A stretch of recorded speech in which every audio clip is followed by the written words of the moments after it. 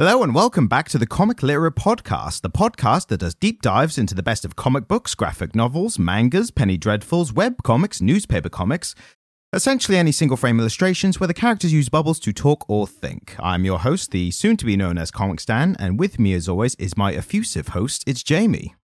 Effusive? Were you waiting for the word this time? Yeah, absolutely. It's now, I've set expectations there's going to be like too good every time now. I like effusive. Effusive was an interesting one. I've got a new avenue of words to go by, like so as a core word to search and then go on the thesaurus and get all the other ones from. So we're in for a good time. What's the new search term that you're using? The search term we're using right now is talkative. Okay, that makes sense. Yeah, that's fine. I dare not use it. Like, I fear the day when I use a word and you're like, where did you get that one from? And I'll say, what do you mean? Like, that's not what you think of me, is it? I had this the other day when my friends were doing a crossword. And they'd used abject to mean something it didn't mean. And I was like, I'm really sorry, lads, but the bottom right-hand corner of your crossword's all wrong. And they were like, why? And I was like, abject doesn't mean none of, it means the most of. I was going to say, because I would think of this abject failure. Or abject horror. Yeah, but that's not used as like, oh, good, so you thought it was fine. Like, no, abject failure means the worst case scenario. But the most possible failure, yes. not the least possible failure. Exactly, yeah. And they used it completely the wrong way around, and they just looked at me, and I was like, I'm sorry, guys. I'm really sorry, but your crossword's wrong. You've shattered our entire world. The way we're going back to, like, perception of people, I used to work in an office where there was a guy who was going to another office that I'd been to, and he was like, oh, you've been to this office? Like, what is it like? And I was like, this was on finance and everything. So it's like, oh, I tell you what, it's all finance lads and bros and like out for drinks at lunchtime and all that, pub afterwards, boys, like you'll fit right in. And he literally looked at me with the most solemn look and went, is that what you think of me? I was like, are we not supposed to? Is that not who you've been since I've known you? Be careful when you do that kind of thing. I saw a really fun TikTok the other day that was about lads with degrees.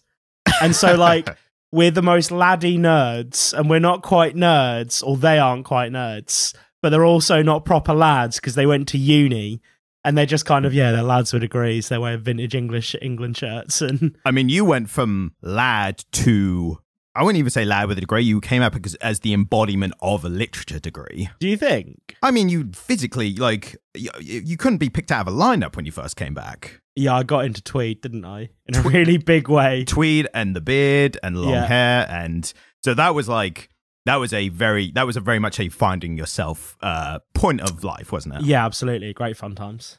So we do not have any news this week, which is always good news because it means no one died. So that's always a plus, yeah. So we're going to rock straight into our corners. I don't think I've got any other topics or anything to bring up.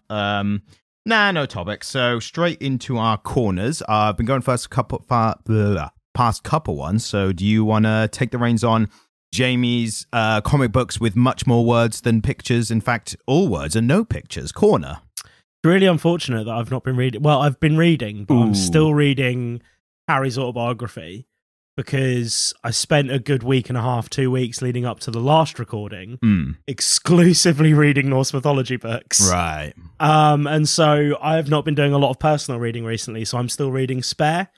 It's still very good. It's quite well written. I do appreciate the fact that my things for my corner normally take about an hour and a half to 2 hours, max, and your books obviously take like a book's length of time. Like a week, yeah. Whatever that is. I mean, who knows how long a book takes nowadays, really? I mean, can I get it in TikTok form? Like, can I get it delivered to me in an Instagram? Recently, I found myself watching nearly an entire film in clips on TikTok. Wow. What film? Do you know what the worst thing is? The film? Because I was watching it in TikTok, so I'm not 100% sure. That's got to be the worst way to consume media when you don't even know what it is. It was One Flew Over the Cuckoo's Nest. Okay, that's fair. But I was watching disjointed, like 20 to 30 second clips, and so an entire film that had been reconstructed and abridged from small clips and then re-uploaded to TikTok. It was a weird experience, Ryan. I wouldn't recommend it.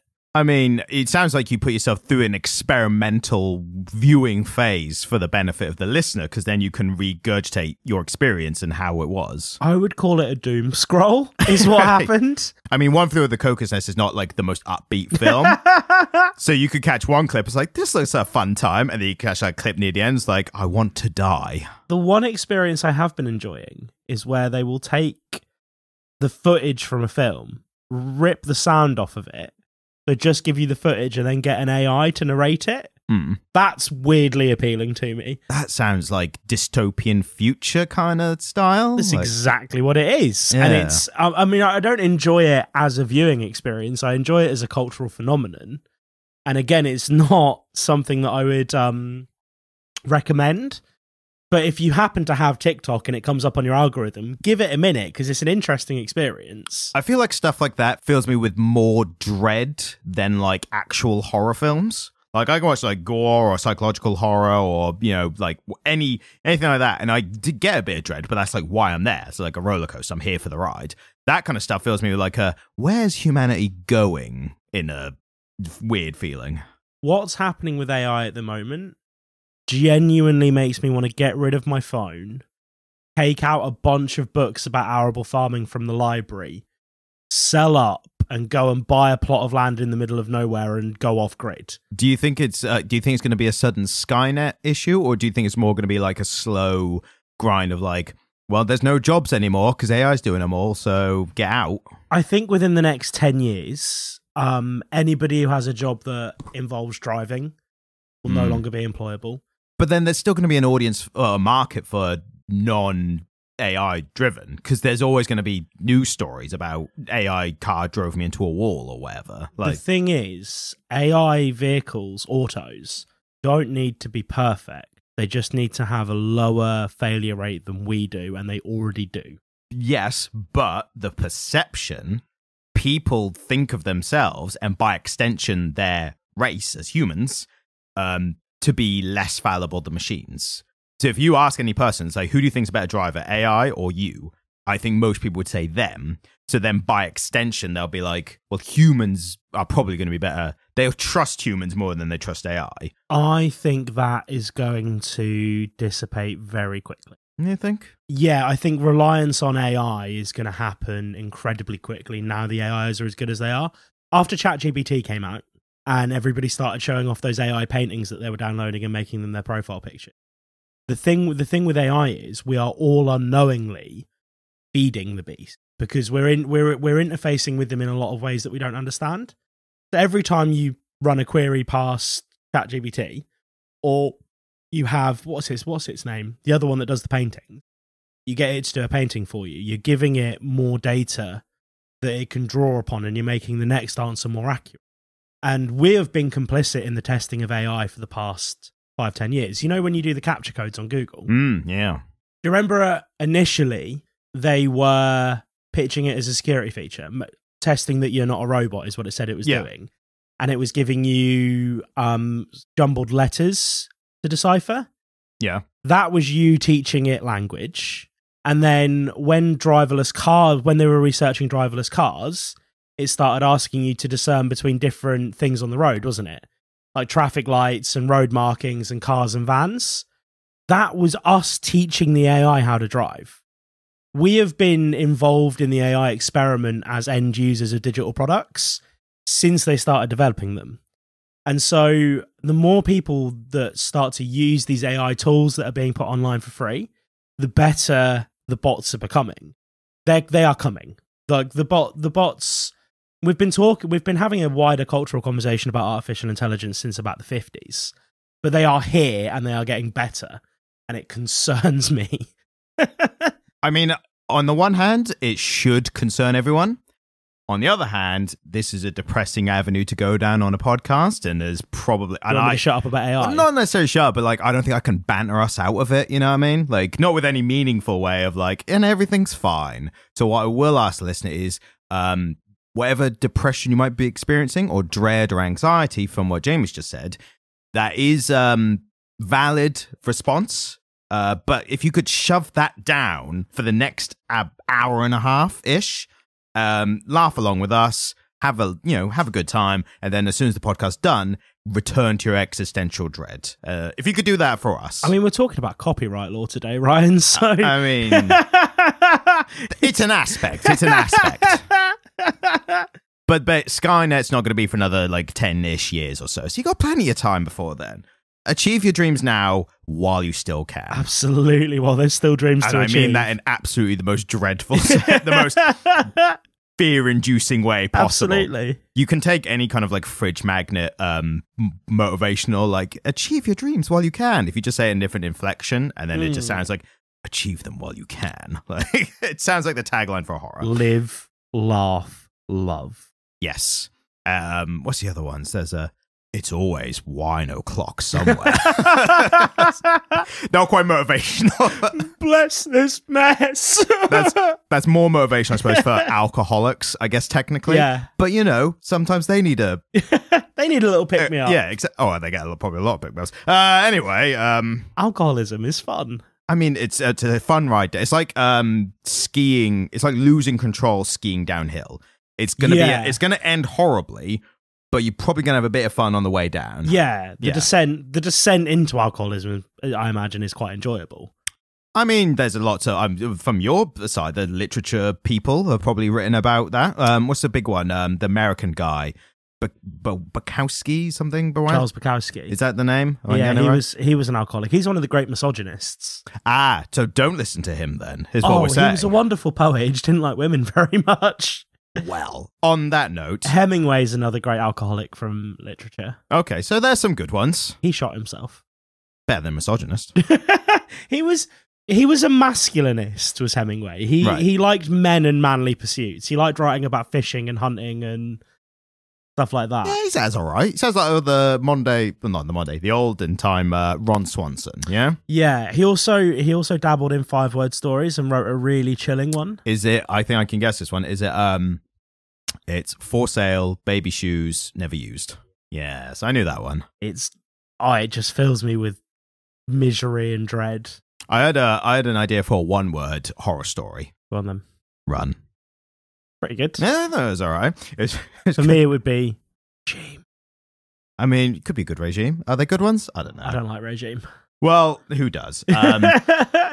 We're going to skip merrily over to my corner, which I think is going to be slightly less depressing. Is it more horror films? Kinda, technically. You'll actually like this one. When I watched this thing, and when it turned out to be okay, I was like, Jamie will get a kick out of this. There's a film on Netflix. The film is called The Pale Blue Eye, I think it is. Yeah. It stars Christian Bale. Yeah. And a guy whose name I can never remember, but he was the kid who played the Dursley kid from Harry Potter, the fat bully. Yeah, I know exactly what you mean, yeah. He is now a fantastic actor. Is it? Well, he was pretty good back then. Well, he's lost a shitload of weight, so he's skinny as hell. Which makes you a better actor. Well, not only that, but he's weird looking, so he's a great character actor. Oh, yeah, okay, yeah. Like, he's a weird looking dude, which means that people are like, well, he's got to be good. He's got to be a good actor. I mean, like, if he's here with the bloody... He's next to Christian Bale. He's here with the good-looking people. Exactly. He must be an amazing actor. That's how Hollywood works. I'm not being if I broke into Hollywood, I would be the weird-looking character actor. If I could act at all. Like, that would be my lane. You would be Brian Blessed. Gordon's alive. Exactly. There was a split second there. I was like, is he about to be offended? I thought I was going to get another, is that how you see it? When I first graduated uni, I worked in a warehouse throwing boxes around, and you would just hear across this very I wasn't a very I didn't present as a working class person back then, but I am still neither of us sound it. Yeah. Financially, we are at the bottom of working class, but yeah, we don't sound it. Yeah, but I certainly didn't present as working class then. I had all of these churlish affectations. But across this warehouse, you'd just hear, "Oi, Blessed, what the fuck are you doing?" While I was hungover trying to avoid throwing these parcels about. They all called me Blessed. God forbid you look like anything in that kind of working class environment, because that's just going to be your name from then on. I worked in a prison for a while, and all of the officers and the lags would call me Rag and Bone Man. That's a good one. That's more accurate, I'd say. Yeah, but again, I'd be walking across the yard in this prison, like the exercise yard, and you just hear, "Oi, Gav, you look right like that rag and bone man. Can you sing? I'd be like, oh, for fuck's sake. I also taught guitar in the library. And so it'd be like, oh, rag and bone man with his guitar. Awful. In America, now that he's lost the weight, I think Action Bronson would be your doppelganger now. I look more like Action Bronson than Action Bronson does since he lost the weight and cut his beard off. If he lost the weight but kept the beard, I think you two would be spot on. Because he was a big boy, wasn't he? He was morbidly obese. And now he's bloody pro wrestler. So he's doing all pro wrestling stuff, which is great. Somebody once described me as looking like Action Bronson but acting like Matty Matheson. Who's Matty Matheson? The chef. He's another big dude. He has a mustache and a lot of tattoos. I know who you mean. Yeah, he does like shows and stuff, doesn't he? Yeah. I was gonna say, the like work nicknames. Yeah. There's a subreddit about like British subreddit about like the most elaborate nicknames that stuck for life, and the best one I read was someone was nickname was Black Betty because their real name was Dan Balam. Can't make that up. I think I think I read a similar thread, and there was a guy whose name was Tony, but he was really short, and so somebody called him a Shetland Tony. And that stuck with him for his entire life. There was another one which was a guy who was a police officer, but also a bit short, so his nickname was Laptop because he was a small PC. Oh, that's so good. Yeah, there's some good ones. So the film, yes, weird looking actor guy. I can't remember his name, but he was in Harry Potter. Brilliant actor now. So the plot of the film is it's set place in the 19th century, probably midway, so like newly started America kind of era. The Christian Bale is a detective or a sheriff or something like that, but he's a guy who gets brought in because there's been a murder, suicide, they don't know what it is kind of thing. There's been a murder. Yes, exactly, yeah. But what makes interesting is not only is he kind of solving a murder without any, back in olden times, pre-CSI, pre all that bollocks, but the added wrinkle is, what makes it interesting is the character that the weird-looking guy plays. I really need to find out his name, because I keep calling him a weird-looking guy. He might take it personally. He's not listening. We don't know. He might be well into this. If we have even a single listener by this point, can somebody tweet this episode at him? Probably the famous guy. Yeah. Can somebody tweet this episode at him, and then he can reply with his name, because we're not looking it up. You know what's going to happen is, like in a couple weeks' time, I'm going to there's going to be a knock on my door, and I'm going to open it. It's going to be Christian Bale. He's going to be like, "Heard you said I was weird looking." I'm like, no, not you, the other one. No, you were weird looking in The Machinist, right? Well, that was him trying to. That was his intent to. So the added wrinkle is the guy Christian Bale's character is brought in. He's solving a murder at a kind of boarding school for training soldiers. So like people going into the army kind of cadets, they're boarding and living there, and the point is they're being trained to then be like generals and higher up in the army once they pass all this training. Like Sandhurst kind of jobby. Sure, I don't know what that means, but yes, exactly. Exactly that, James. Exactly. Well done. The character that the guy from Harry Potter plays is based on the real life Edgar Allan Poe. So he's really weird as well. Exactly. He's such a weird dude. That's why I was like, and you see I'll see if I can bring up a picture, but he is like, when he's in all the get up and everything, he is the spitting image. Do you want an Edgar Allan Poe fact? I mean, can you say it in a more depressing, like Edgar Allan Poe style, gothic, romantic? Would you like Edgar Allan Poe fact? That's exactly what I'm here for. Hit me. He married his 12-year-old niece. Oh, god damn it. It's fucking pure nonsense, mate. And here I was going to be like, oh, what's this cool thing about Edgar Allan Poe? And I was like, I wish I hadn't now. In some other ways, he was quite a funny dude. He used to really like hoodwinking the news media when they would interview him. And so there's like a bunch of really fun, fictitious stories published about him in newspapers. He once told people that he flew a balloon across the Atlantic. And it became this huge news story, and it was just Edgar Allan Poe getting bored of the news media. So apart from the of its time paedophilia that wasn't considered at the time, he was an alright bloke, maybe. If you excuse that one part of him. So this is the picture from the film, which I'm showing Jamie now. You can look up. Oh, he looks excellent. The film is called The Pale Blue Eye. It's a fun kind of gothic era murder mystery kind of thing, and he's an interesting aspect of the film. it was fun. If you like that description and that kind of Edgar Allan Poe without the paedophilia, if you like that kind of stuff, then it's a good watch. I'd give it a 6, 7 out of 10. So it's worth checking out. So 7 Edgar Allan Poes out of a paedophile. I mean, sure, yes. So this week's title that we'll be looking at, it's after doing a bit of a longer topic last week, we're diving back into the mainstream, the modern, the pop culture, what's going on right now. We're going with a currently releasing title called Public Domain, which is, I don't know why I said like a game show host, but we're here now. It's a comic written and illustrated by Chip Zdarsky, who I would go so far as to say is one of the best comic book writers writing right now. That was 3 rights in a row. Do 3 rights make a wrong?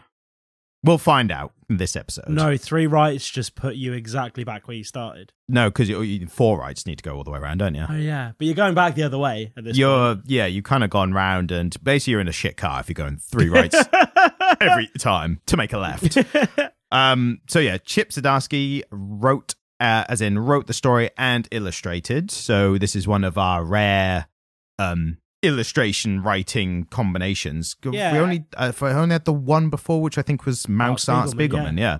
So we might have done another one of my Scott Pilgrim, that guy. He did. Yes. He did both as well. Brian K. O'Malley Yeah. wrote and drew it, yeah. Now, what's interesting as well is I jumped into, as soon as I started reading this, so Chip Zdarsky's done a lot of good titles, especially the one I recognize him from. He did a great one on Daredevil not too long ago, like generally one of the best reinventions of the character in a way. Just doing, like, literally taking an old character and, like, breaking new ground with them. So great stuff there. But he also did a title, so he only wrote Daredevil. He didn't do the art. But his other one that I read by him was a title called Sex Criminals, which is generally a really great, fun comic. It's sex criminals in the sense there's like 2 characters who, when they orgasm, they freeze time. So they, I know, right? Like Bernard's watch, but you have to go off for a crafty wank. But they find each other. So then they experience it together with each other. They both have the superpowers, so then they start robbing banks and stuff. So that's why sex criminals. Now, I feel like I need to clarify that, because if I just said the title by itself, people might have been like, that sounds like it could be dark. Is this the paedophile episode? It's not. It's a fun comic. What I realized was with, as soon as I opened this up and saw the art style, I immediately thought, oh, Chip's teamed up with the same artist from Sex Criminals. And I was like, that's because it's him. Yeah, that's because he drew it. Yeah, that was just like was it like written by Chip Zdarsky, art by Chip Zdarsky, pencil by Chip Zdarsky. It's like Mark Jacobs by Mark Jacobs, presented by Mark Jacobs. But so yeah, I'll start off with a little bit of a blurb in my, if you'll allow me, my movie trailer voice. Is it from Wikipedia? Where else would I have? Actually, no. This one's from the Image Comics website. Hey! So we have 2 possible sources. The problem with Wikipedia is sometimes it doesn't get the Image Comics. Like, this is literally only 5 issues, so sometimes there won't be a Wikipedia entry. As good as Wikipedia is reliant on like popularity. If there isn't, but before we record next, I'm going to check to see if there is one. Okay. Because I'm calling to the audience to make a Wikipedia entry for this comic book. Yes, and then they can put, it was well received by the Comic Literate podcast. This is it, yeah. No, this is how we get our first Wikipedia mention. Imagine if we're the first podcast that takes off from Wikipedia entries.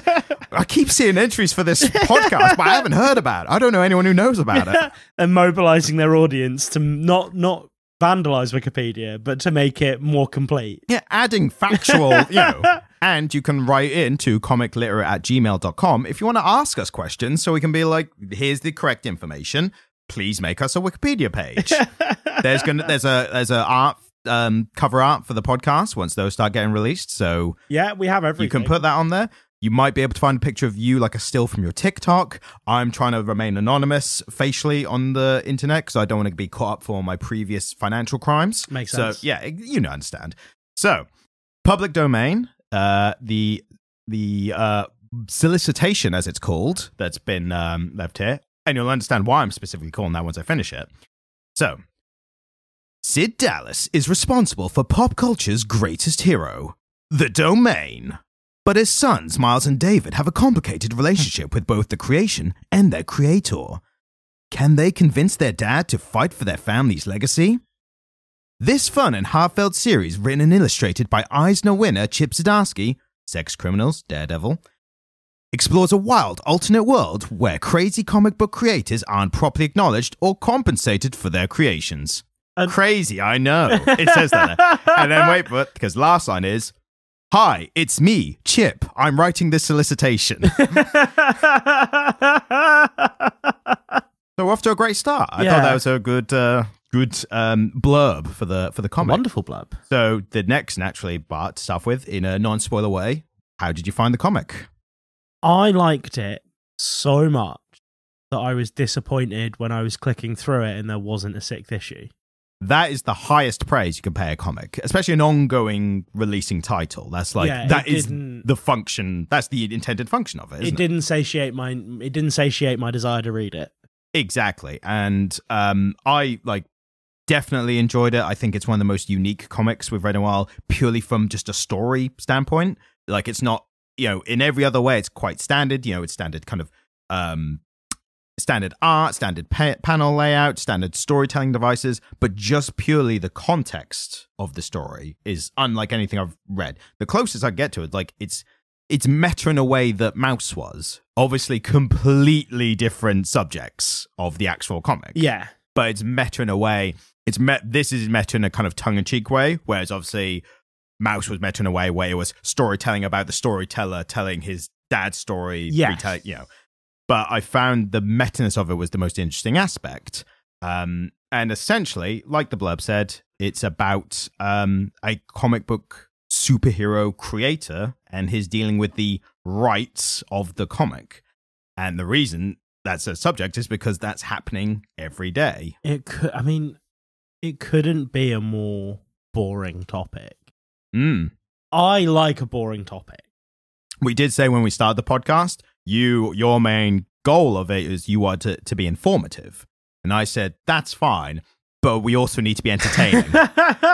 And I feel like we kind of not wrestle in our intentions, but we're like kind of oil and water. We're like trying to like fight them in together. I have very little desire to be funny. To be entertaining. And yet you naturally can be. Whereas I have to put it on like a face that a serial killer wears to fit in. So we've got both bases covered. Yeah, it's wonderful, isn't it? Exactly. So it's a real topic. It's a boring adult topic when you're talking about copyright and rights and credits and all that stuff. Yeah, and the financials of the comic book industry. But I think this grounds that subject so well in just the family dynamic. That is the most interesting part. That's what you're there for, isn't it? And Chip Zdarsky is fantastic at writing dialogue, especially in comic form. It's very naturalistic, the dialogue. When comics, especially like when I was reading his Daredevil run, it was so noticeable how different that was and how he still had to shoehorn in some of the conventions of superhero comics where there's a lot of exposition. And he balanced that so well by also making the characters try and sound as natural as possible. I think comic book writers are prone to hyperbole. Without having ever written a comic, it might be natural to take that as maybe a shortcut when you're limited in panels and pages. Because everyone's got to fit like 23 pages. And this makes no bones about the fact that comic book writing historically was quite poor. Oh, for sure, yeah. And the character, so the character being the father of the family, he literally describes like, oh yeah, mine was like, they describe his as like the 60s, 70s Batman. Yeah. Like that, like, pow, wham, come here, Robin, let's take these boys to prison kind of, writing. Whereas the comic has gotten away from him since he just stopped drawing it. And to be fair, he only drew it as well. That's an interesting aspect as well.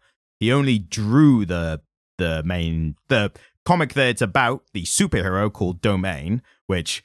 That's a very on the nose name for of course to make it fit with the title of the comic. But it's interesting that he only drew it because I think that draws quite a big parallel to. So I think it's drawing a parallel with Jack Kirby specifically. Who's Jack Kirby? So Jack Kirby, and Jack Kirby is the almost other half of Marvel Creations with Stan Lee. So a lot of comics who people credit for a long time with just Stan Lee is Jack Kirby as well. Jack Kirby was more of an artist, And in our last issue, if you remember the creation of the Marvel Thor character... We talked about Jack Kirby. Exactly. But specifically in the way that Stan Lee was like, well, here's what I was thinking when I came up with the Marvel character Thor. Yeah. And then Jack Kirby was like, yeah, I drew a Thor like 10 years ago for DC. Like, so I just brought that over. Yeah. So so I think it's a relation to that. I think maybe writers get a little more like control and assumed ownership over creations. But then with comics especially, the artists are the ones who bring it to life, like literally make what you see in your head when you think about Batman and Superman and all those. And this is where the actual copyright aspects of it become interesting, because let's apply absurdum reductum here. I mean, I'm going to pretend like I know what that is, so yeah, 100%, let's do that. Absurdum reductum is where you make a point which kind of demonstrates what you're saying, but doesn't, because you've stripped all the context away. Right, so it's like a false argument or like a misleading argument? Yeah, it's a misleading argument. If somebody's arguing with you, you can sometimes say, well, that's absurdum reductum. I say that every day. Absolutely, yeah. It's just part of your lexicon, isn't it? Yeah, of course. For the past 33 seconds since I elucidated you as to what it meant. I say it in the morning by myself when I'm eating breakfast. So it's my mantra. Let's say that somebody makes a puppet. Cool. And then somebody else takes that puppet and uses it in a really successful stage show. I think I see where you're going with this, yeah. Right? Then, based on the success of the stage show, a company comes along and says, I would like to make a toy line based on the puppet. And then the person who did the stage show ends up owning the royalties and earning all of the money from the toys, even though what's actually being replicated here is the puppeteers, the artist's work. That's what is happening in this comic book. One person has drawn something, somebody else has used that art to create a story, but it's the people who wrote and published the story who are making all of the money from the merchandising. But actually what you're merchandising is a likeness of that other person's drawing. And that becomes challenging in our modern world because, of course, corporations like to own intellectual property. Yeah, that's a big thing of theirs. They're big fans of that, from what I understand. Yeah, and you hear creators talk about it a lot. George R. R. Martin talked about it a lot because he had some really complex discussions when people were trying to make a Game of Thrones. There were a lot of occasions where TV studios or movie studios up and down the years would want to option a Game of Thrones, but then they would get into it with him and they would find out that he'd already licensed it to a lot of different people. And so before there was somebody making a likeness of Longclaw, Jon Snow's sword, as it's represented in a Game of Thrones, there were already companies who George R. R. Martin had licensed that to, who were already producing it. And so there was a lot of occasions where people didn't want to touch it because they couldn't license the intellectual property to make merchandise because he'd already done that. And that's what they want if they get the end product of a film or TV show is let's sell merchandise. Absolutely, yeah. I mean, with something, particularly with comic books and comic book films, you're making a negligible amount of money from actually publishing the comics. You're making a few million and basically only covering your costs on opening weekend from the film. You're making a little bit of money when a streaming service licenses it, but the lion's share of the money that a company like Marvel or DC makes is from licensing their stuff for toys. And not even just them, like Star Wars and pretty much everything that has Disney. Toys about it, yeah. Yeah, everything Disney. And, you know, you watch certain film franchises these days, and you see a character that is cute and fluffy, that doesn't really serve the story in any way, and you go, well, they made that to sell toys. You know the little bird things in the new Trill? They were there entirely so they could license the rights out to put them on things. Same with the Ewoks. On that topic, one thing I'm always amazed by, there was Star Wars, and to a large extent Disney obviously, made a big gamble when they released the first series of The Mandalorian. The gamble being that the surprise reveal in the first episode was Baby Yoda, right? And the reason that people were kind of like, oh my God, that was a great surprise. But a lot of people who know about that stuff, like to an extent myself, we were like, it's amazing they didn't put him in the pre-marketing, because they could have sold a shitload of toys. But obviously the gamble was the surprise, and the quality of the TV show made it more well known than if before they're like, hey, we've got this Mandalorian show coming up, and also there's a Baby Yoda, and have a look. Post Disney Star Wars is kind of interesting in that regard, because there's some interesting things happening that aren't obviously marketable. Like the Clone Wars TV series is, I hear, excellent. It's very good, I can attest. Yeah, and Rebels TV show as well. Yeah, I have Star Wars fans who, in my life, who swear by it and say it's one of the best things that's come out of the franchise. And that didn't have a whole lot of the cutesy stuff in the intellectual property that would have been obviously good to market to children. Yeah, Star Wars is kind of unique in the Disney universe for that right now.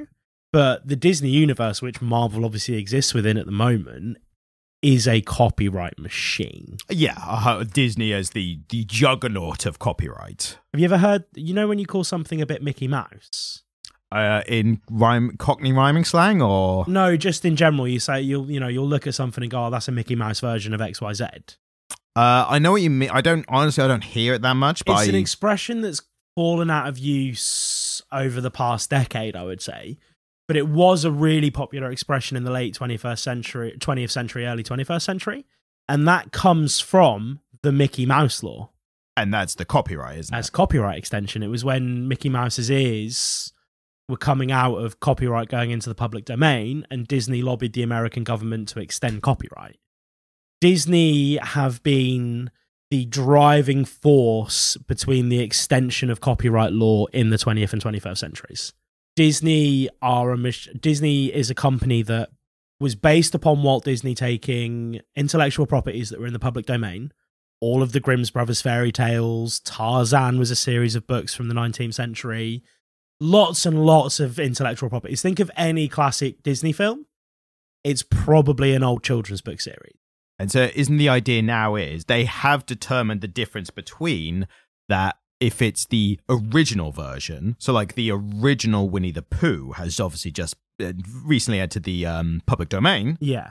But that's the original books and cartoons, not any Disney-related films or TV. But something that Disney are really good at is pursuing copyright claims on creators that are making things based on the same public domain stuff that they were using 60 years ago. Well, they've lost it a bit with Winnie the Pooh, because one of the first things that came out since that release was the Blood and Honey Winnie the Pooh horror film. So the fact that they could get that out, the Blood and Honey film, what that said to me was that they must not be able to control that, or they must not be able to influence that control as much anymore, because Disney would not want a horror film about Winnie the Pooh out there if they could help it. I reckon they tried. I bet they tried to stop it. So the fact that it's come out tells me they must be losing that grip on that to an extent.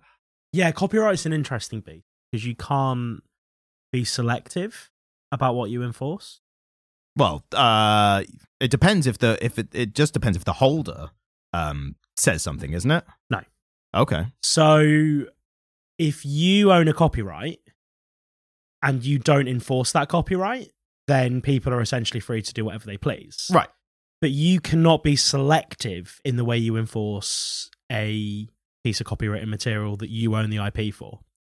So if somebody does something you don't like with your copyright, with your copyrighted material, if you put a copyright strike in them, it's going to mean that you need to enforce that copyright everywhere.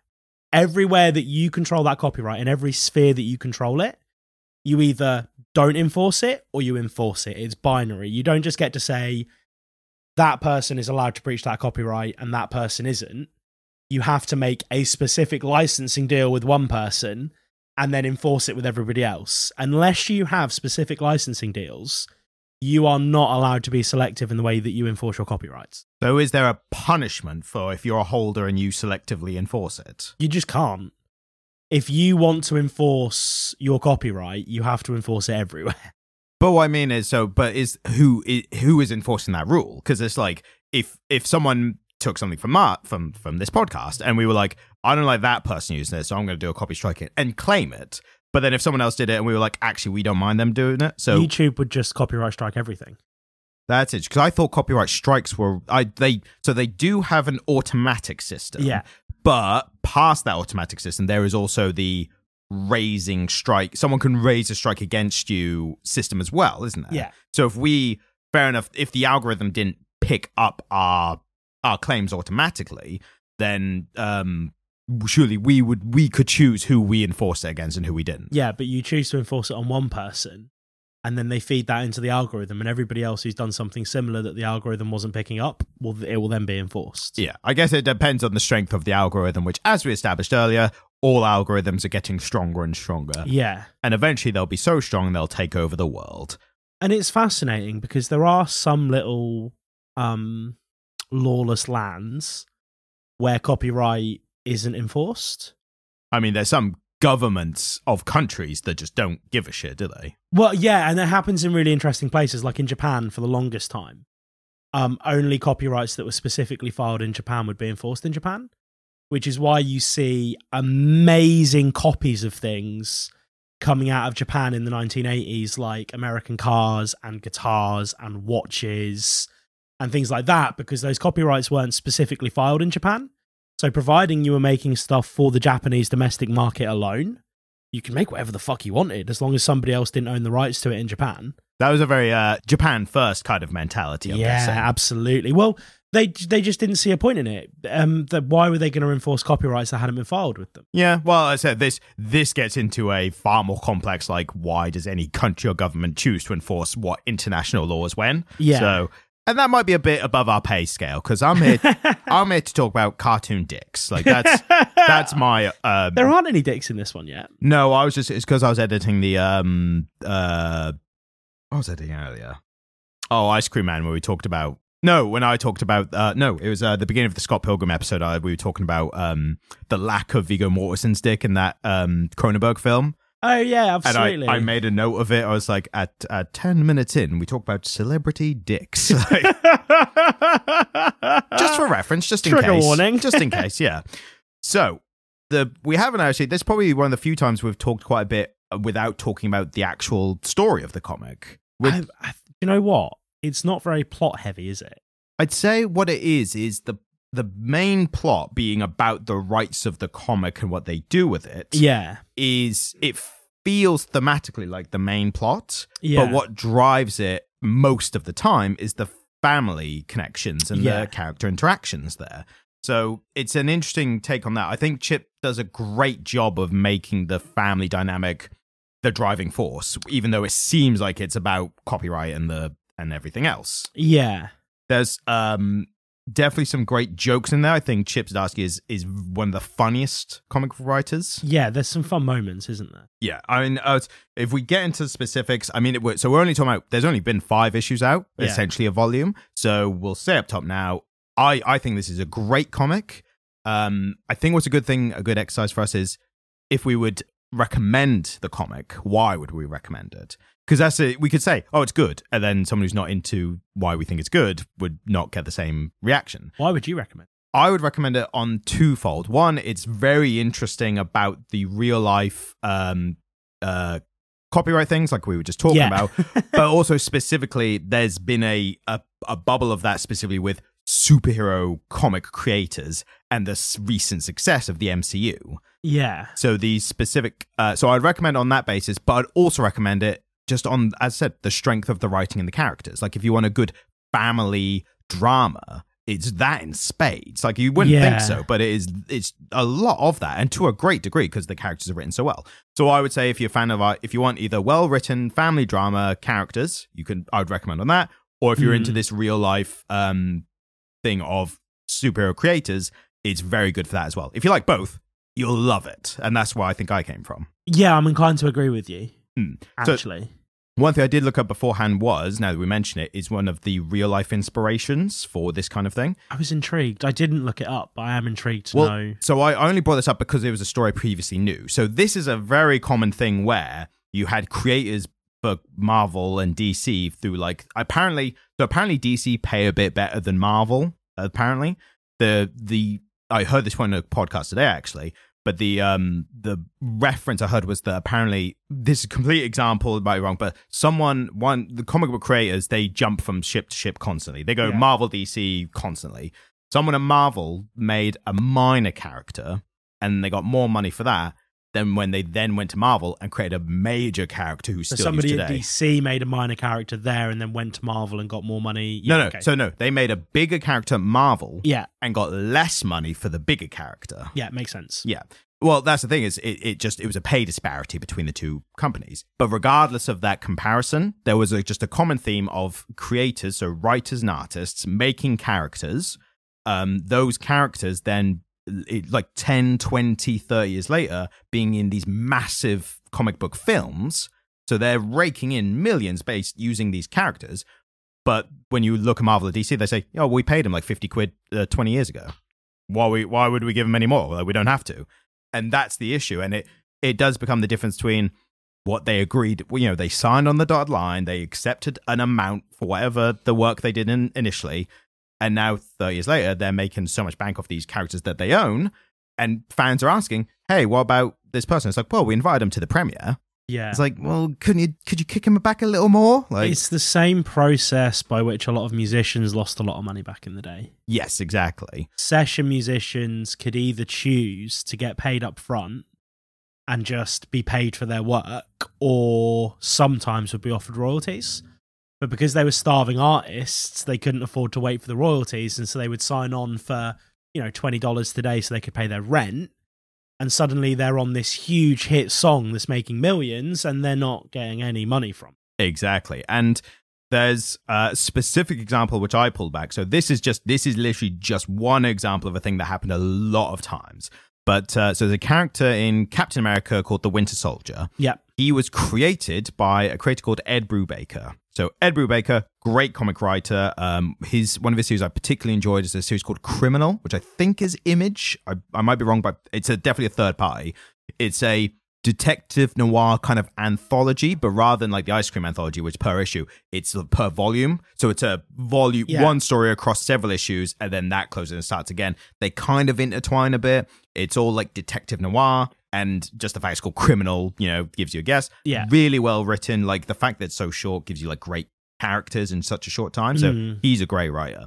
He created the Winter Soldier back in probably 80s, I think. Okay. Big character because the Winter Soldier, the big reveal, spoilers for a 30, 40-year-old comic. The Winter Soldier turned out to be the character Bucky Barnes, who was like the kid sidekick of Captain America during the war. And that's a thing that happens in the Captain America films, isn't it? The Winter Soldier's present there. Exactly. And that's why this is coming up now, is because he created this character back during the comic, got paid a decent amount like at the time. Yeah. But now you're literally seeing Winter Soldier, massive films and like Disney Plus shows, and he's like, yeah, I ain't got nothing for that. And that should be his intellectual property, really. Well, again, this comes down to this agreement of like, if they signed it at the time knowingly, do they deserve anything later on? And obviously as fans, we want to be like, yeah, give him something. But Marvel and DC, they're like, well, if we give him a little bit, then we've got to give this one some, we've got to give someone else some. They're being greedy. This is where I think copyright law is starting to fail. Because do you know why copyright law was originally invented? Is it patent law, or are we talking specifically like works of fiction and works of fiction? Okay. This specific branch of copyright law. Enlighten me. So it was written into the Statute of Anne in England, right? Which was just a bunch of laws, but copyright was one of them, and it was designed to incentivize writing and the arts. And so what would happen is you would write a thing, and you would get 30 years where only you could build on it. So you would get a 30-year grace period. If you started a novel series, for instance, you'd get 30 years to finish it off before anybody else could touch it. After that 30 years, it would go into the public domain, right? And it was designed to incentivize writers to keep writing. Because if you wrote a first novel and then somebody hired a team of writers to write the second one, that would really disincentivize you from writing, and it would disincentivize you from trying again. And so it was done to protect writers and give them a bit of breathing space to finish their stories, essentially. Right. What's happened is, now that we have licensing deals for merchandise and corporations getting involved, they have pushed for longer and longer copyright periods so that they can continue to profit from things for a longer period of time. Right. But I don't think anybody needs to have a copyright that extends past the life of the author. No, not certainly. at all.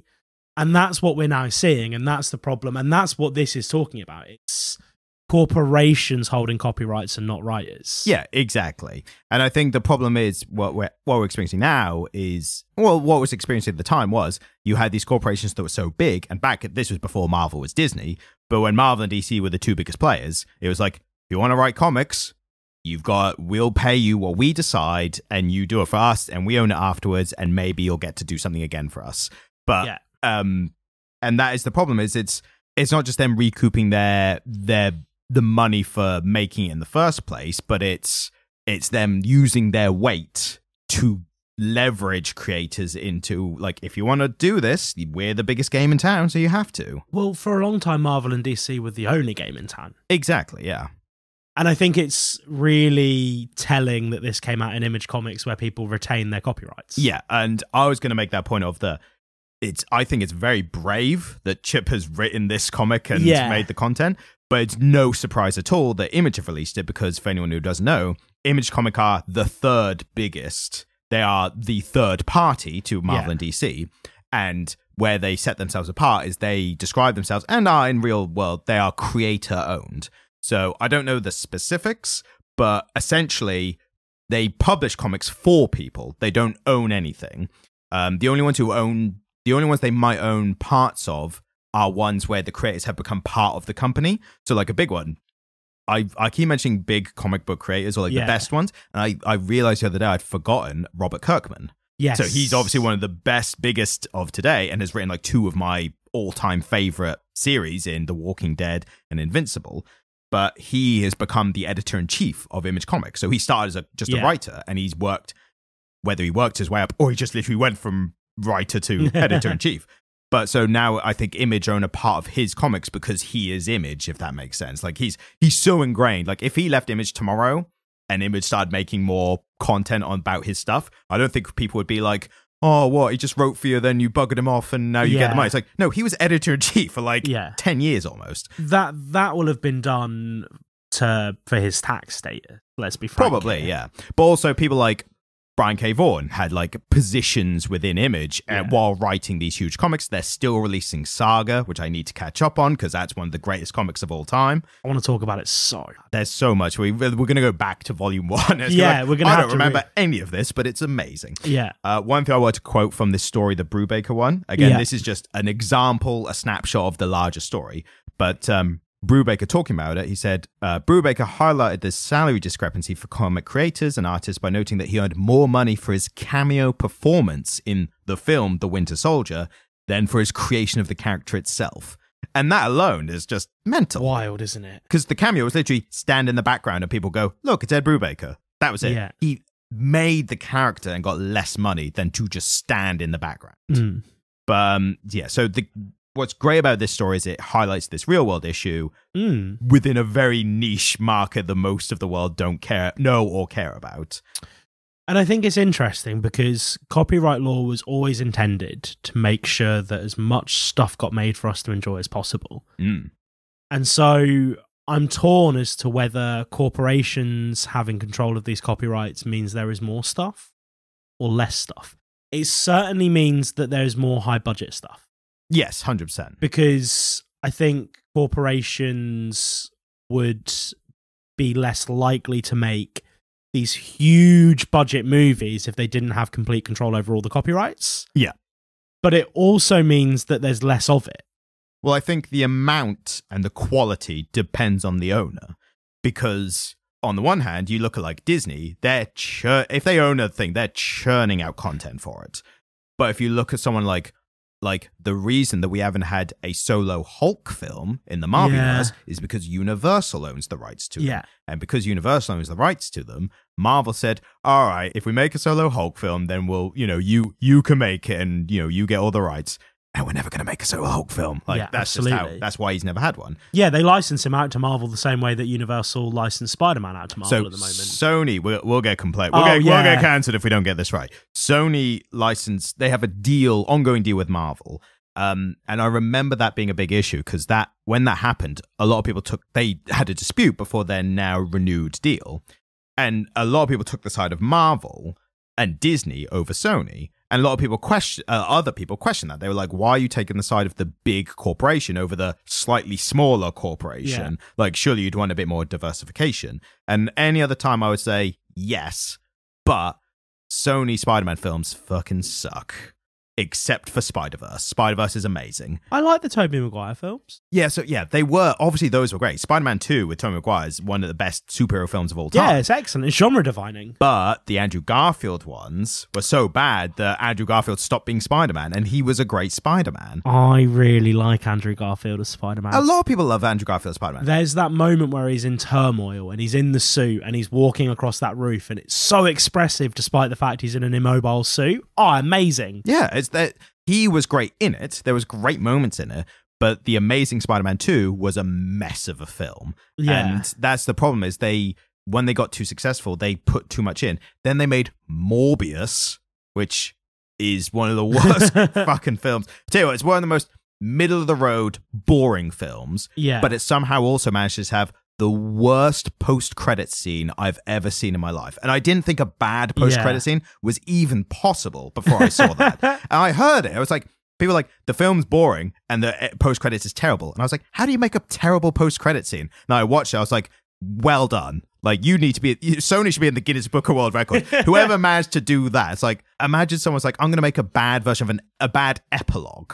Yeah. Like, you'd be like, what do you mean a bad epilogue? Like, how does that even make sense? And then you read it and you're like, that's how they did it. But no, just entertain me for a moment and imagine that copyright still only lasted for 30 years. Sure. Which would mean that at this point in history within this universe, anybody could write a domain story. Yes, yeah. Right? We're more than 30 years on. Anybody could write a domain story. And it would mean that original creator would still be able to be making a living from his intellectual property because it's in the public domain. And he would still be the original writer. Everybody would know that a domain story that was coming from him was canonical. Yeah, it'd be the equivalent of if a Star Wars thing was released and it was like by George Lucas. Yeah. So Disney could still make their ones, and he could maybe have sold like all the main rights or whatever. But then he'd be like, I'm still going to make my own stuff, and people would still draw to at this point, anybody would be able to make a Star Wars film. Yes, but to your point, it's like the name attached would have more meaning than the name of the title. Yeah, exactly. But it would mean that we would have this fucking treasure trove of content for all of the things that we love. And it would be a truly democratic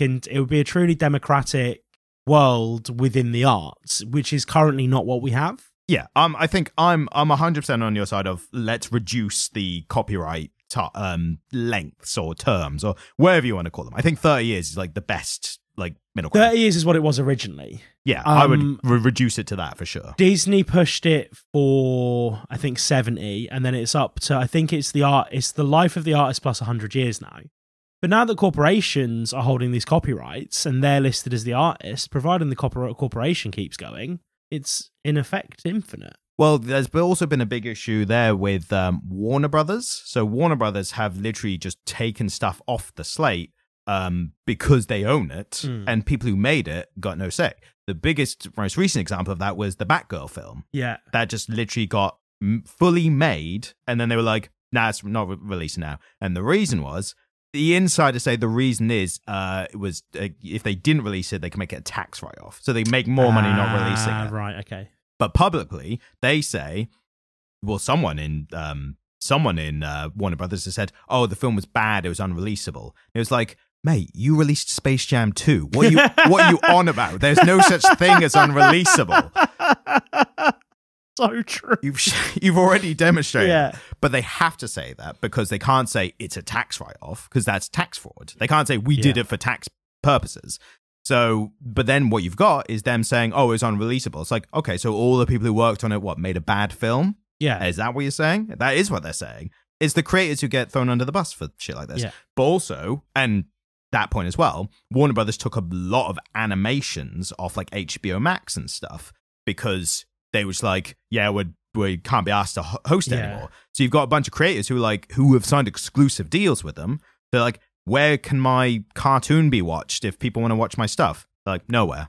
So you've got creators being, for all this exact reason, you've got creators saying, if you want to watch my stuff, pirate or stream it. Like, do it illegally because that's the only way you can see my stuff. So it's having ramifications across the board. Yeah, it is. And we live in a really interesting time for it. And also, interesting tidbit, when the show Velma got released recently, which by all accounts everyone hated. Yeah. The HBO made this point where they're like, it's the highest viewed animation on HBO Max. And people were like, it's the only animation on HBO Max, you bastards. You absolute pricks. Didn't they do a bunch of stuff with all the Scooby-Doo characters and change them all around and people got upset about it? Yeah, but it wasn't because they had changes, it was just because it was bad. They made someone black and they got upset about it? Well, so this is the problem. It pissed off the right because of these changes. Like they made Shaggy black and they made Velma lesbian, I think, or something. Wasn't Velma always queer? I think she was queer-coded in a positive way. Like, yeah. Or she was or fans just assigned that to her and that just kind of took off. But the problem is the right got pissed off about that, which is bollocks. Everyone else got pissed off, like, you changed Shaggy's name to Norville. You completely changed his character. Skin color, completely irrelevant. You just completely changed his character. Did they really? Yeah, and they took out Scooby-Doo. From Scooby-Doo? But, well, they made it Velma. It was like, right, yeah. Velma had Scooby put down so she could be the main character of a show. I assume. I don't think that's canon. That's one way of making the alt-right hate lesbians. Yeah, exactly. So it was just a badly written show. Yeah. It tried to be provocative, but it put that ahead of being well-written and good and funny. Oh, Scooby-Doo was sick as well. The old cartoons are so good. You know, the Scooby-Doo films, I maintain, are good. What, the live-action one with Buffy? Yeah. Sarah Michelle Gellar. Yeah. Fred... Oh, what's his name? No, played Fred. Will something. God damn. Freddie Prinze Jr. I can't talk about those films too much because I have a bit of a standing crush on Linda Cardinelli. Yeah, she's good. And she played Velma. Is it because of that scene in the second film where she was wearing all the leather? No, I've not seen the second film. Based on what you've just said, you would love the second film. Well, because I watched Freaks and Geeks when I was younger. And Linda Cardinelli was like, well cool in that. And then, watching back through Scooby-Doo, I'm like, am I into this? I hope this doesn't awaken something in me. Community reference. Yeah. Oh, I'm aware. But we can't talk about Dan Harmon and Justin Roiland at the moment. Not right now. No. I mean, because the episode probably won't come out for another 2 months and worse stuff might come out in that time. Absolutely. So let's just avoid that topic altogether. But Linda Cardinelli, man. Yeah, she's great. And again, you see her the second one. She was also great as the sister of New Girl. Yes, the New Girl. She was great in that as well. And then she was good in that Netflix thing where she played the woman who'd murdered that person's wife. Yeah, Netflix. You're gonna have to narrow that down, buddy. Oh, so she ran this woman's husband over, and then made friends with her after the death, and like really infiltrated her life. And it was this whole story about her being really worried that her new friend was going to find out she'd killed her husband. Right. Don't know that off the top of my head. You might have to find us the title next time around so you can recommend it or not. It's if just for the actress. Yeah, absolutely, yeah. So the original story of the comic, again, it's definitely in 2 parts that are intertwined, which is the whole copyright issue and the family drama. I found a lot of the references, to kind of like take a minute to work out. So the company is called Singular. They are the Marvel or DC stand-in.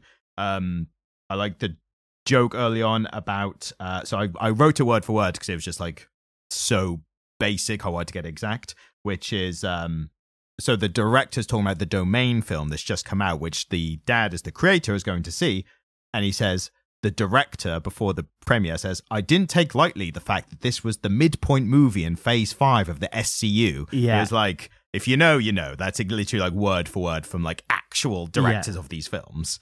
Oh, they nailed it. Yeah. I loved the scene of the interview with the actor. Oh, where he punches him. Leading up to. The punch was like just the bonus at the end. But the leading up to, like, so these actors do these, what they call press junkets. And they just sit there all day. Yeah, for like hours on end, which in itself does sound horrible. Like, I empathize slightly with that, but also they're being paid millions of dollars, so I'm not that bothered. But the way he is just sitting on his phone and they're like, hey, I'm so-and-so from the paper. And he's like, yeah, I don't care. Like that attitude. He sat on his phone and then he says, let's go. And he has this big beaming smile and they're like, this is for a newspaper. There's no cameras. And he just goes straight back on his phone. So it's like, okay, ready. And it's like, no, it's like, just down again. He had to turn his personality on for a minute. I feel like Chip Zdarsky's in that world, so he sees that exact thing. And the fact that he was talking about modern mythology and our shared mythology with these comic books. Yeah, that was the tinned response that prepared, icky. Because we just did a whole episode about mythology last time. Yeah, absolutely. It's like butchering the word almost. But also little things that go a bit undernoticed, like the person arranging the interview says, you need to say the name of the film 3 times. If you do, I'll remember you positively. If you don't, I'll remember you for other reasons. I'll definitely remember you, yeah. And little things like that, I assume, just are happening. Like, I assume that is just the way it goes. I like Chip. He's such an in-depth character writer, but you can tell there's moments where he just phones in, like, the technicality. So at one point, he literally writes the word. So he writes the phrase, someone won a journalism award for it. And you could tell he was like, journalism award. Or, like, the character doesn't know what a journalism award is. One joke I particularly liked was in that interview scene, they say, do not ask the actor any questions about sex or Afghanistan. Unless they're funny. And that just sounds like a random joke.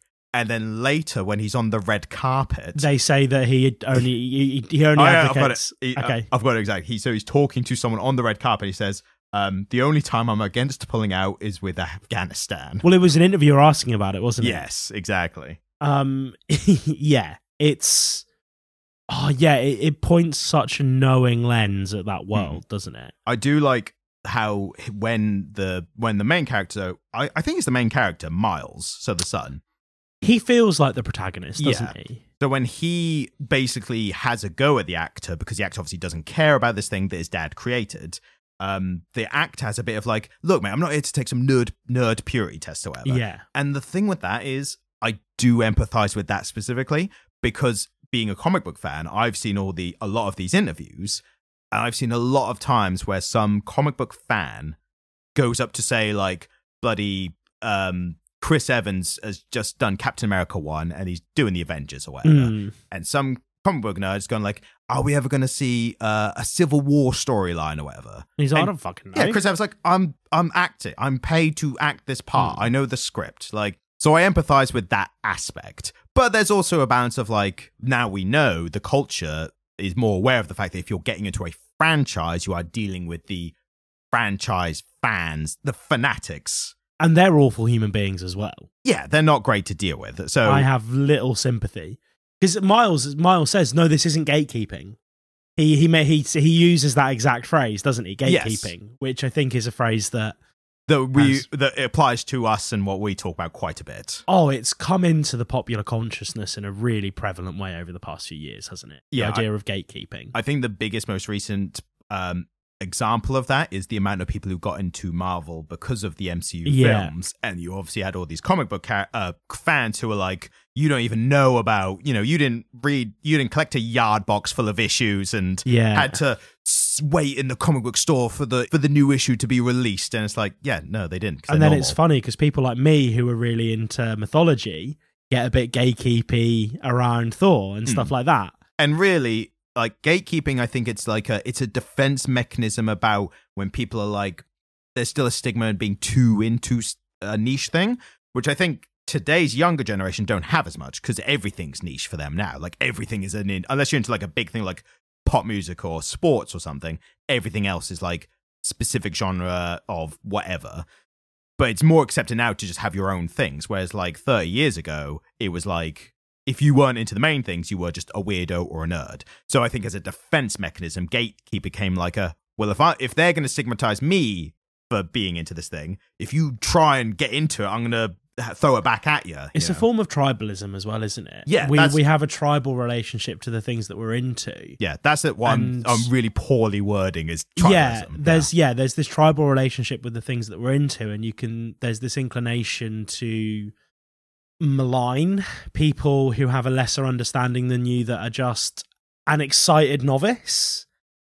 And so I can sympathize with actors, but I also sympathize with that actor. Yeah. Because really what you're watching is another cog in the machine. Yes. He's another artist who's caught up in that corporate world of, you love acting. You probably got into acting in school and liked being in plays, and then you got really good at it. And now you're in films, and now you have to sit. Also, you were genetically blessed, so you were given a leg up in the industry. Yeah, but now you have to sit and have 100 people ask you the same 3 questions, 3 minutes at a time for days on end, in this lonely hotel, sterile hotel function room, away from your family. Like, I can sympathize with that guy, because that guy was sat engrossed in his phone, but he didn't want to be there, and I wouldn't want to be there if I was doing something like that. But back to what I was saying before, like when I said about him being genetically gifted, it's like, that's why I like my actors. I want my actors to be character actors. I want them to be weird looking, because then I know the acting is going to be great if they're in a big film. So like, yeah, when you see William Dafoe turn up, sorry, who? Willem Dafoe. Willem Dafoe. Come Willem on. Dafoe. This is the Rafe Fiennes thing again. Willem might actually be a name, though. Rafe just says it weird. Yeah, Willem Dafoe, like, great example, funny looking character actor. Yeah, and I'd say one of the best actors of our generation. Oh, he's amazing. Yeah. Again, great in Spider-Man. Yes, exactly. And he topped his own performance in No Way Home, I think. I've not seen it yet. Oh, it's amazing. If you like Willem Dafoe, he is the cornerstone of that film, I'd say. And I'm really fond of Tobey Maguire, Andrew Garfield, and Tom Holland. I think they're all brilliant. Yes, they are all great. They're great in their own ways, which is it's fascinating to compare them. Yeah. But again, Andrew Garfield, he was at the whim of the studio when he was in his film. So when they turned out shit, people forgot how good he was because they were focusing on the negatives, which was the writing and everything else. Oh, watching him really get into some character acting. Have you seen him play, I don't want to butcher the guy's name, but in Tick, Tick, Boom? Yeah, I recommended that to you, I think, like late last year. It's a great... Have you seen the film? I watched it when it came out. Oh, so I watched it as well. Did we not talk about... I mean, we didn't talk about it on the podcast. It was before the podcast started. Because I'm a huge Lin-Manuel Miranda fan. Right, and he wrote and directed it, didn't he? Yeah. It was his directorial debut. Yeah, that was a fantastic film. Oh, and I didn't know anything about it going in. Like, Did you not know anything about Rent? No, I didn't know who the guy was. I didn't know he... Spoilers for Tick, Tick, Boom. I didn't know he died at the end. Yeah. So, yeah, that was... But that was pretty heartbreaking. But... Again, I mean, it was kind of partly about the AIDS epidemic, wasn't it? Which is fucking hard to watch. That was a huge aspect, obviously.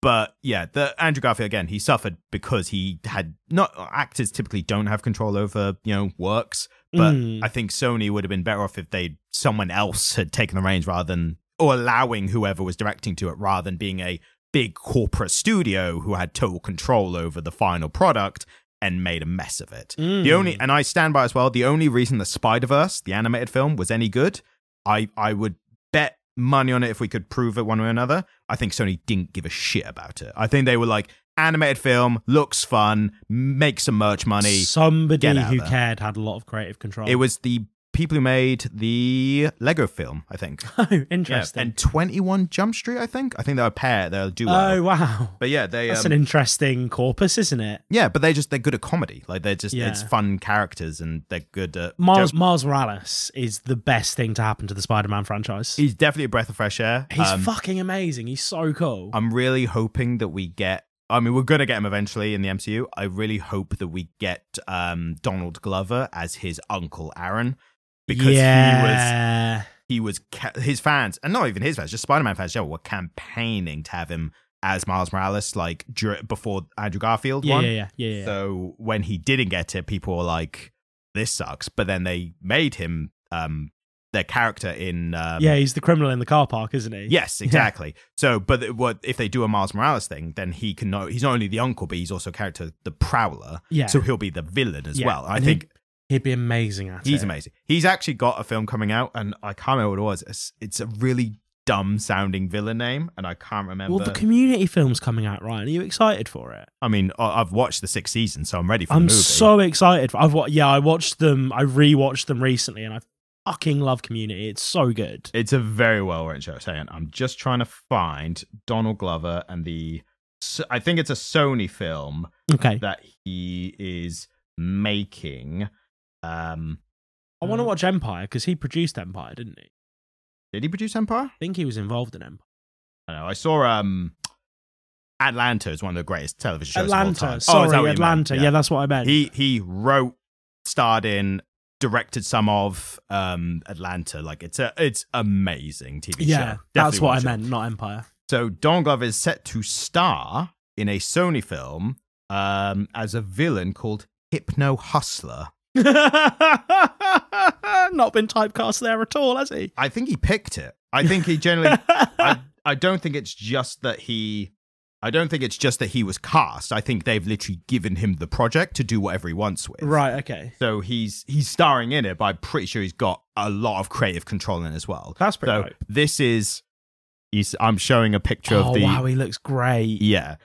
Such a handsome dude, isn't he? Yeah. So back to the actual main story of the comic. The meat. Yes, the meat of the comic, because it's got so much contextual stuff with the larger copyright world. So that's the one interesting aspect. And to be fair, I think we're going to talk less about the actual story because it's not as much to talk about with a family drama, especially one that's well written, because you can't really critique it as much. There's so few issues in as well. I don't think we've seen a lot. I think one of the things that interests me most about the story is the way it deals with addiction. Yes, and that comes out of nowhere, because if you read issue 1, I would not have thought that would have been a topic. And then right at the end of the 2nd issue, I think. Initially, I felt that the main source of drama coming from Miles was going to be his relationship breaking down. Yes, yeah, exactly. But yeah, you're right, that his addiction comes out of nowhere, and he has a gambling addiction, which I think is often the least, how to put it? I think gambling addiction is viewed more favorably than any kind of chemical addiction or sex addiction. I think that's like a cultural thing. It's viewed more favorably, but taken less seriously. Yes, exactly. And it's as damaging. Yeah, I mean, financial harm is one of the worst things you can inflict upon yourself, because that's the world, like, there's doctors that treat your medicine, but like an accountant, like if you waste all your money away and you through an addiction, that's gone. You can't help it. Like I'm really butchering a way of saying that financial disparity is one at least talked about negative aspects of the world, if that makes sense. And Miles has really put himself in a hole. He's 60 grand in a hole. And I think what's interesting is he got himself in debt as a student with some shady looking people. And he's gotten himself back in debt with the same people. Yeah, that's very telling. On the one hand, it's telling of the cyclical nature of addiction and how you just fall back into the same practices. On the other hand, those loan shark characters are quite funny. They are funny, aren't they? And again, Chip just writes even the smallest characters. He just writes them quite funny. There's one bit where, again, spoilers for the entire story that we're getting into, the loan sharks approach him, corner him, and because they know his dad's going to come into a bit of money, because of the whole copyright issue ongoing, he's going to get a lump sum. Yeah. And they know about this, so they take us to your dad so he can give us money, or we'll break your legs, and we'll break your dad's legs. He takes him to his brother. Yeah. And then the brother is like, I'm a pacifist. And they punch him in the face. He's like, well, it's a bit of a joke. It's like, I'm a pacifist, like I'm a vegan, up until a point. Yeah, up until a pecan pie comes out. Exactly.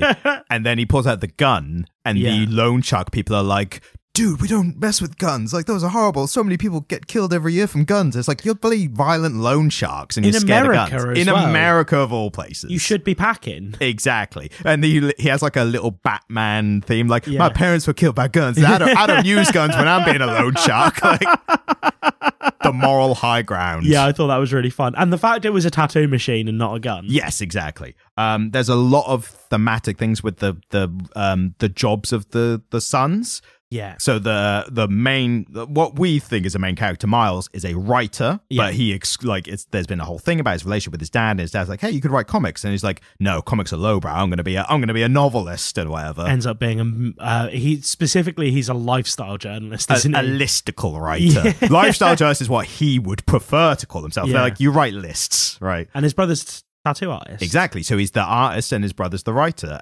But they're so deviated from the original comic book thing.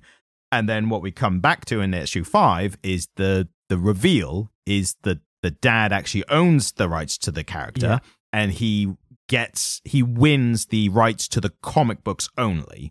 So the main DC Marvel singularity, or whatever that singular, they can still make the films and the merchandise and the games and everything else, but he can make his own comics, and they will allow it. But they're still allowed to make the comics, and that's what's interesting. So they're going to make competing comics.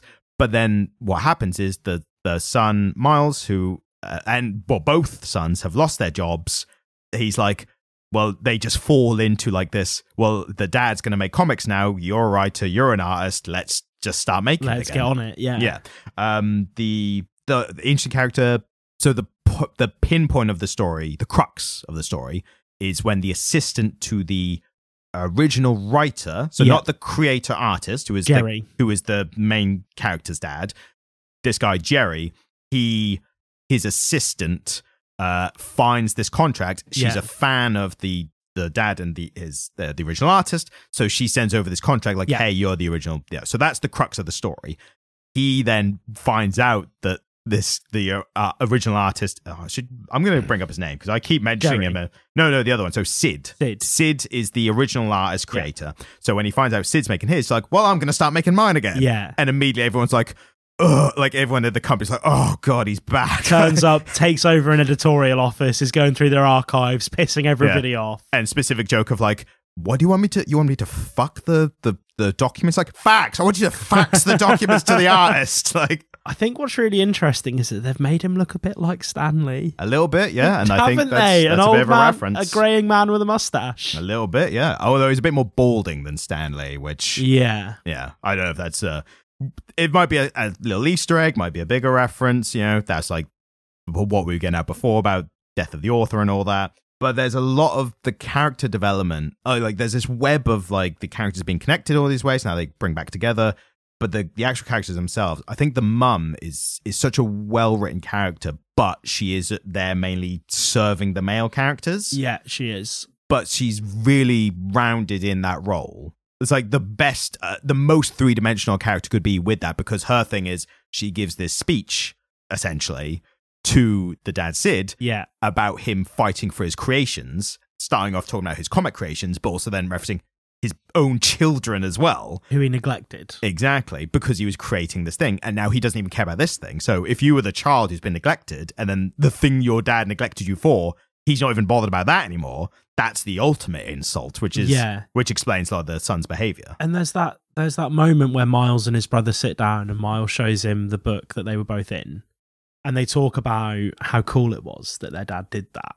And there's this kind of, I think about this a lot, where there are certain people who come from second generation creative families, where you will be a creative person and you'll make a creative thing, but then because you exist in the creative world, your children are more likely to be creatives.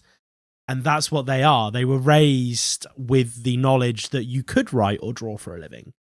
Whereas somebody whose, parents had very run-of-the-mill working class jobs is a little bit less likely to be able to do that, because they're trapped in that cycle of live to work, essentially.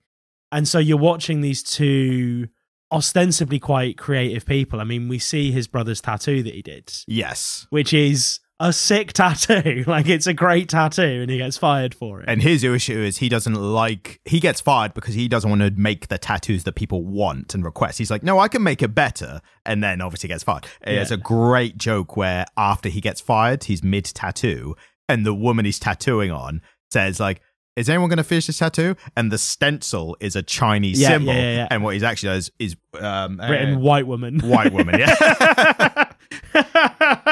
So again, great joke. Chip Zdarsky, probably maybe the funniest comic book writer that I've come across. Yeah, it was funny. Yeah. Like, the whole 5 issues, I chuckled at them. I bought the characters. I Mm. bought into them as real people, And that's very promptly. that's what gets it over the line when the actual the main topic is, as we said earlier, not boring, but definitely a bit of a drier topic. Like it's not superheroes, it's not criminality or violence, it's not partying or teenage stories or whatever. It's literally like a legal dispute over the rights to a character. And it's not just a dry topic, it's quite a depressing topic because it forces you to think about corporate greed. Yes. Which I don't want to think about too much. But then they are kind of the antagonists of the story. So when you get these little victories, like I thought it was a great twist when the dad not only just gets this small lump sum to cover the son's gambling debts, but he gets the comic book rights, and everyone either I think comic books and storytelling, especially these days, is so binary, all or nothing. Yeah. It's either you win the day or you lose and then win the day later. There's grey area here, isn't there? There's grey, and the fact that he wins the comic, and that's such a twist because you're like, wait, what? Was that an option? Like, what does that mean? Yeah. And then when it's explained to you, you're like, okay, that's interesting because I didn't see that coming. And it exposes individual fragility against corporations because they're viewing this $60,000 that they've given him as a pittance. Whereas that is ruinous for Miles. Yeah. On an individual basis, $60,000 worth of debt is going to define the rest of your life. Whereas for them, $60,000 is a silly little bargaining chip they use to make somebody go away. Yep. And what I thought was great character writing as well was how Miles, he didn't like that his dad had to accept that amount for him. Because he made him feel like more of a failure, that not only did his dad had to bail him out again, like he did in college for $5,000, but also because then the dad had to settle quicker. He couldn't fight for more because the Miles needed the money as soon as possible, or he gets legs broken. And that really tapped into some guilt that I still feel from messing things up as a kid, or a student, or in my early 20s where I fucked things up and my parents had to bail me out. Yeah. And it really tapped into the guilt that I felt then, and the guilt I kind of still feel now for like, oh, my dad had to fix that for me, and he had his own shit going on, and he didn't need to deal with that, but he did because I'm his son. And it's even worse because when you're a teenager, you don't even think about that as much. You kind of you reflect later on in life. Miles is mid-30s and in that situation, so he feels even worse that his elderly dad has had to sacrifice for him again. I thought the line, especially about when his brother finds out he's gambling again, Miles says, I didn't even write it down, I've only just remembered it now, but he specifically says, I thought I could control it. Yeah. I thought because I'm older and wiser, I could do it without being addicted again. And his brother was so sweet. He was like, nah, it's an addiction, man, you're cool. Yeah, and I tell you what, the brothers, the sibling dynamic, I thought it led you one way and then completely flipped it. So what I mean by is the Miles is like you think the straight man character, kind of like a Jason Bateman type, Arrested Development, and then he turns out to be the big fuck up. And his brother, who you think is the Arrested Development, for the actual term, not the TV show, but the one who never got his shit together, and is still a tattoo artist, and he gets fired again and doesn't really care. But then you realize, his life's a bit of a mess, but he's very grounded and he's very laissez-faire and just very nice and comforting. Like, he's a good bloke. He's a bloke you'd want to hang around with. He lies to his parents a lot, but the parents are like, we know you lie. Like, we know you're busy. But he lies to kind of so that he's able to get on with his own life a little bit, doesn't he? Yes, but I like him a lot. But I expected him to be the fuck up that people needed, that everyone else would need to help out. So Chip, I think, was very, very specific in this rug pull. And it wasn't even a big rug pull. It was it made you think one way in the first issue.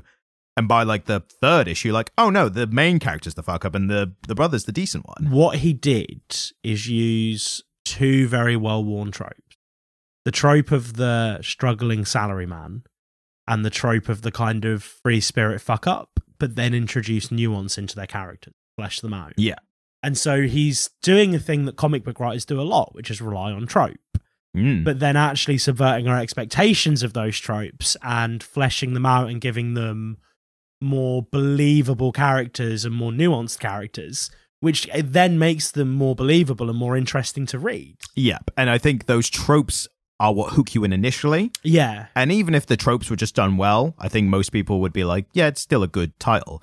But when what he's done specifically here, and what the best writers do, is what makes you go, oh no, this is amazing. Like, this is really interesting, and I have no idea what's going to happen next, and I'm involved because the tropes hooked me in issue 1, and now issue 5, I have no idea what's going to happen. All my preconceived notions are out the window, and I can't wait to see what happens next. Weird, because I often find it a bit hacky when fiction's too tropic, but I love the subversion of a well-worn trope. I think if the tropes are used well, instead of relied on as the main story, that's the difference. Because we said this in Ice Cream Man, that they use tropes to get to story quicker because they only had an issue at a time to tell a story. And whereas here, Chip's used trope to be like, here's the story that we're starting off with. You know how it goes. Psych. No, it doesn't. It's going the other way. But he's also using a couple of other tropes to great effect. Like, I'm seeing some of the heist movie tropes here, where they're pulling a team together and then they go to what they think is going to be an abandoned office, and the comic book nerd who actually has a lot of money has kitted out for them and made it beautiful. Yeah, there was a little bit of Deus Ex Machina there, a little bit, yeah. But also, it's not like it didn't really save the story. It just it kind of invigorated the characters I have words here. It more just invigorated the characters to pursue the goal with more gusto and a bit more ambition, because they were expecting the worn, shitty office. And I think if they had have got that, it would have just been like, yep, it's what we thought we are, but here we are, so we're going to get on with it. Whereas they got, is it a Deus Ex Machina if it doesn't save the day? Yeah. But it's just given them a bit of like this nice thing's happened. And there was this really lovely moment right at the end of the 5th issue where Sid had done a sketch and Miles was kind of looking at it going, oh, it's going to be a bit rusty, but then his son did the inks for him and the inks looked great. And it's like, oh, we're now starting to see, because I think something else that I got from the story was actually quite a knowing take on comic books, and something that I've observed but not really talked about here is that old comic books are kind of crap. Yes, they are of their time. Yeah, and so when we see Sid and Jerry both making their re-entry into that world, there's a lot of concern from everyone around them that anything they produce is going to be really dated. And so actually there's this really nice moment where we start to see, a tattoo artist's, because modern tattooing is a whole different world. Yeah. A modern tattoo artist's relationship with their inks and their lines seeping into comic books, right? Yeah. And that's fucking cool. That's really fucking cool. And also the other way around, I think, in real life, and the other way around as well, because you've had obviously tattoos of comic book characters, and that's been in that design. So there's loads like Batman, Spider-Man, Superman tattoos, and they are lifted directly off the page. Yeah. And they have to obviously be that updated Bond style as well. Yeah. Do you think has that influenced other tattoos that are non-comic book and non-superhero? I think tattooing is having a renaissance culturally. There's this acceptance to tattooing and tattoo artists now.